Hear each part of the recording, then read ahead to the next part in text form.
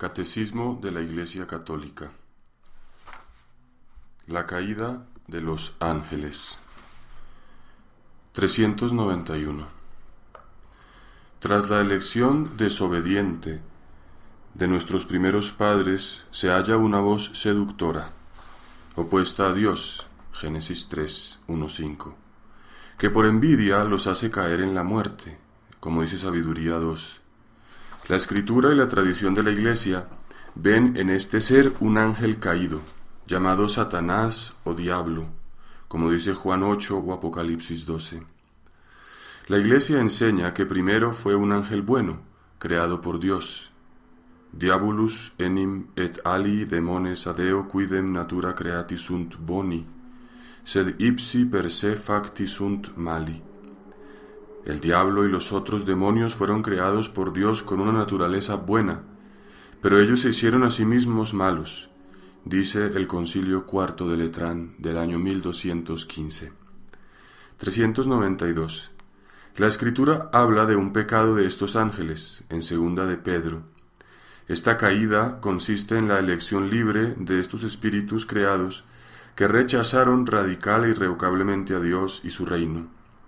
Encontramos un reflejo de esta rebelión en las palabras del tentador a nuestros primeros padres. Seréis como dioses. Génesis 3.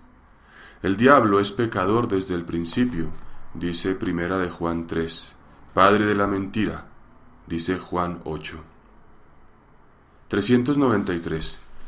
Es el carácter irrevocable de su elección, y no un defecto de la infinita misericordia divina, lo que hace que el pecado de los ángeles no pueda ser perdonado. Dice San Juan Damasceno: no hay arrepentimiento para ellos después de la caída, como no hay arrepentimiento para los hombres después de la muerte. 394. La Escritura atestigua la influencia nefasta de aquel a quien Jesús llama homicida desde el principio, Juan 8, y que incluso intentó apartarlo de la misión recibida del Padre, como dice Mateo 4 en las tentaciones del desierto. El Hijo de Dios se manifestó para deshacer las obras del diablo, dice Primera de Juan 3. La más grave de inconsecuencias de estas obras ha sido la seducción mentirosa que ha inducido al hombre a desobedecer a Dios. 395. Sin embargo, el poder de Satán no es infinito. No es más que una criatura, poderosa por el hecho de ser espíritu puro, pero siempre criatura. No puede impedir la edificación del reino de Dios. Aunque Satán actúe en el mundo por odio contra Dios y su reino en Jesucristo, y aunque su acción cause graves daños, de naturaleza espiritual e indirectamente incluso de naturaleza física, en cada hombre y en la sociedad, esta acción es permitida por la divina providencia que con fuerza y dulzura dirige la historia del hombre y del mundo. El que Dios permita la actividad diabólica es un gran misterio, pero nosotros sabemos que en todas las cosas interviene Dios para bien de los que le aman, como dice Romanos 8.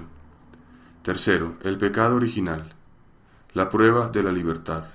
396. Dios creó al hombre a su imagen y lo estableció en su amistad.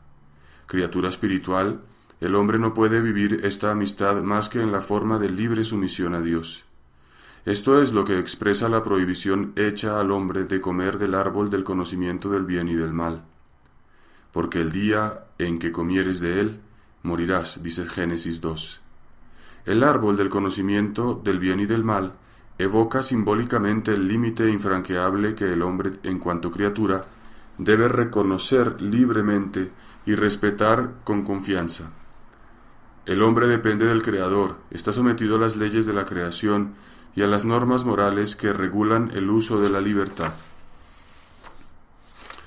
El primer pecado del hombre. 397.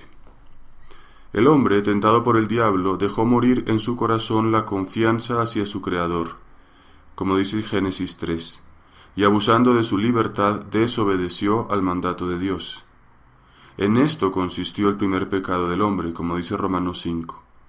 En adelante todo pecado será una desobediencia a Dios y una falta de confianza en su bondad. 398. En este pecado, el hombre se prefirió a sí mismo en lugar de Dios, y por ello despreció a Dios. Hizo elección de sí mismo contra Dios, contra las exigencias de su estado de criatura y por tanto contra su propio bien. El hombre, creado en un estado de santidad, estaba destinado a ser plenamente divinizado por Dios en la gloria. Por la seducción del diablo quiso ser como Dios, como dice Génesis 3, pero sin Dios, antes que Dios y no según Dios, explica San Máximo el Confesor. 399. La Escritura muestra las consecuencias dramáticas de esta primera desobediencia. Adán y Eva pierden inmediatamente la gracia de la santidad original, como dice Romanos 3. Tienen miedo del Dios, como dice Génesis 3, de quien han concebido una falsa imagen, la de un Dios celoso de sus prerrogativas. 400. La armonía en la que se encontraban, establecida gracias a la justicia original, queda destruida. El dominio de las facultades espirituales del alma sobre el cuerpo se quiebra. La unión entre el hombre y la mujer es sometida a tensiones. Sus relaciones estarán marcadas por el deseo y el dominio. La armonía con la creación se rompe. La creación visible se hace para el hombre extraña y hostil. A causa del hombre, la creación es sometida a la servidumbre de la corrupción, como dice Romanos 8. Por fin, la consecuencia explícitamente anunciada para el caso de desobediencia se realizará. El hombre volverá al polvo del que fue formado. La muerte hace su entrada en la historia de la humanidad, como explica Romanos 5. 401. Desde este primer pecado, una verdadera invasión de pecado inunda el mundo. Fratricida es Caín por haber asesinado a Abel en Génesis 4, la corrupción universal a raíz del pecado en Génesis 6 y como explica Romanos 1. En la historia de Israel el pecado se manifiesta frecuentemente, sobre todo como una infidelidad al Dios de la alianza y como transgresión de la ley de Moisés. E incluso tras la redención de Cristo entre los cristianos, el pecado se manifiesta de múltiples maneras, como dice 1 Corintios 1 o Apocalipsis 2. La Escritura y la tradición de la Iglesia no cesan de recordar la presencia y la universalidad del pecado en la historia del hombre. Dice Gaudium et Spes 13, lo que la revelación divina nos enseña coincide con la misma experiencia, pues el hombre, al examinar su corazón, se descubre también inclinado al mal e inmerso en muchos males que no pueden proceder de su Creador, que es bueno. Negándose con frecuencia a reconocer a Dios como su principio, rompió además el orden debido con respecto a su fin último, y al mismo tiempo toda su ordenación en relación consigo mismo, con todos los hombres y con todas las cosas creadas. Consecuencias del pecado de Adán para la humanidad. 402. Todos los hombres están implicados en el pecado de Adán. San Pablo lo afirma. Por la desobediencia de un solo hombre, todos fueron constituidos pecadores. Como por un solo hombre entró el pecado en el mundo y por el pecado la muerte, y así la muerte alcanzó a todos los hombres por cuanto todos pecaron, según dice Romanos 5. A la universalidad del pecado y de la muerte, el apóstol opone la universalidad de la salvación en Cristo.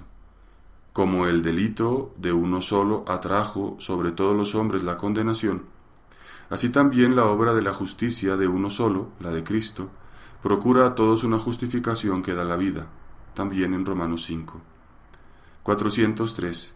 Siguiendo a San Pablo, la Iglesia ha enseñado siempre que la inmensa miseria que oprime a los hombres y su inclinación al mal y a la muerte no son comprensibles sin su conexión con el pecado de Adán y con el hecho de que nos ha transmitido un pecado con que todos nacemos afectados y que es muerte del alma, como explica el Concilio de Trento. Por esta certeza de fe, la Iglesia concede el bautismo para la remisión de los pecados incluso a los niños que no han cometido pecado personal. 404. ¿Cómo el pecado de Adán vino a ser el pecado de todos sus descendientes? Todo el género humano es en Adán sicut unum corpus unius hominis, como el cuerpo único de un único hombre, explica Santo Tomás de Aquino. Por esta unidad del género humano, todos los hombres están implicados en el pecado de Adán, como todos están implicados en la justicia de Cristo. Sin embargo, la transmisión del pecado original es un misterio que no podemos comprender plenamente, pero sabemos por la revelación que Adán había recibido la santidad y la justicia originales no para él, sino para toda la naturaleza humana. Cediendo al tentador, Adán y Eva cometen un pecado personal, pero este pecado afecta a la naturaleza humana, que transmitirán en un estado caído, explica el Concilio de Trento. Es un pecado que será transmitido por propagación a toda la humanidad, es decir, por la transmisión de una naturaleza humana privada de la santidad y de la justicia originales. Por eso el pecado original es llamado pecado de manera análoga. Es un pecado contraído, no cometido, un estado y no un acto. 405. Aunque propio de cada uno, dice el Concilio de Trento, el pecado original no tiene en ningún descendiente de Adán un carácter de falta personal. Es la privación de la santidad y de la justicia originales, pero la naturaleza humana no está totalmente corrompida. Está herida en sus propias fuerzas naturales, sometida a la ignorancia, al sufrimiento y al imperio de la muerte, e inclinada al pecado. Esta inclinación al mal es llamada concupiscencia. El bautismo, dando la vida de la gracia de Cristo, borra el pecado original y devuelve el hombre a Dios. Pero las consecuencias para la naturaleza, debilitada e inclinada al mal, persisten en el hombre y lo llaman al combate espiritual. 406. La doctrina de la Iglesia sobre la transmisión del pecado original fue precisada sobre todo en el siglo V, en particular bajo el impulso de la reflexión de San Agustín contra el pelagianismo, y en el siglo XVI en oposición a la Reforma protestante. Pelagio sostenía que el hombre podía, por la fuerza natural de su voluntad libre, sin la ayuda necesaria de la gracia de Dios, llevar una vida moralmente buena. Así reducía la influencia de la falta de Adán a la de un mal ejemplo. Los primeros reformadores protestantes, por el contrario, enseñaban que el hombre estaba radicalmente pervertido y su libertad anulada por el pecado de los orígenes. Identificaban el pecado heredado por cada hombre con la tendencia al mal, concupiscencia, que sería insuperable. La Iglesia se pronunció especialmente sobre el sentido del dato revelado respecto al pecado original en el Segundo Concilio de Orange, en el año 529, y en el Concilio de Trento, en el año 1546.